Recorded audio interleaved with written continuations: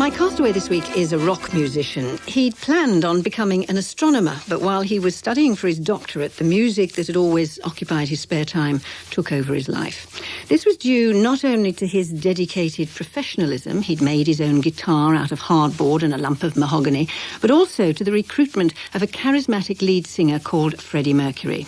The band, yes, it was Queen, was formed in the early 70s, and the rest is rock music history.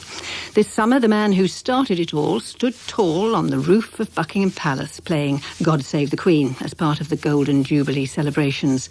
A salute, it could be said, from one kind of royalty to another. He is Brian May. It was a great moment, Brian, you up there on the roof, banging out the national anthem, and your picture was on the front of practically every newspaper the next morning.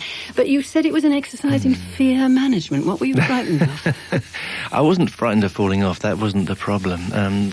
Just the fear of messing it up. I think that the chances of being really bad were very high. Because it's live and one time only. It was completely live, and there was no safety net in that sense. But apparently it was your idea to be on the roof. They wanted you somewhere else, didn't they? Yes, they asked me to open the show, but not in that situation. They wanted me to be inside the palace, strolling around, playing the guitar, and I just couldn't see that working.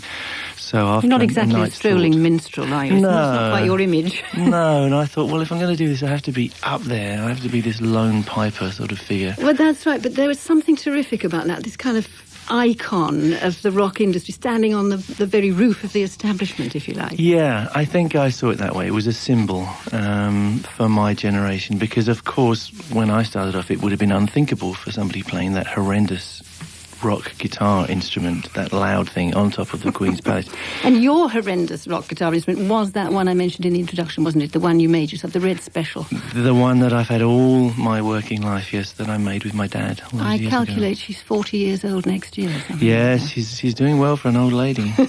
I want to ask you much more about it, but none of this would have happened if you turned to astronomy, would you? I mean, what was your special field of astronomy? Was it just astronomy in general that you loved? My special field was the motions of interplanetary dust, and I studied something called the zodiacal light, which is how you do that. It's very beautiful. I mean, I think I liked astronomy. Well, I know that it was from very early on, and I read one of Patrick Moore's books, and I was hooked forever. I still am. I'm still completely hooked into astronomy.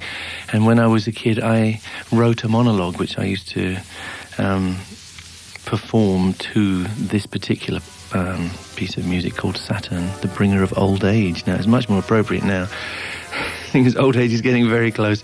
But it's not a pessimistic thing at all. It's you can hear a relentlessness in this music and a kind of timeless quality, which makes you feel like you're kind of walking into eternity. And I think it's a wonderful thing to hear as you're looking up at the stars.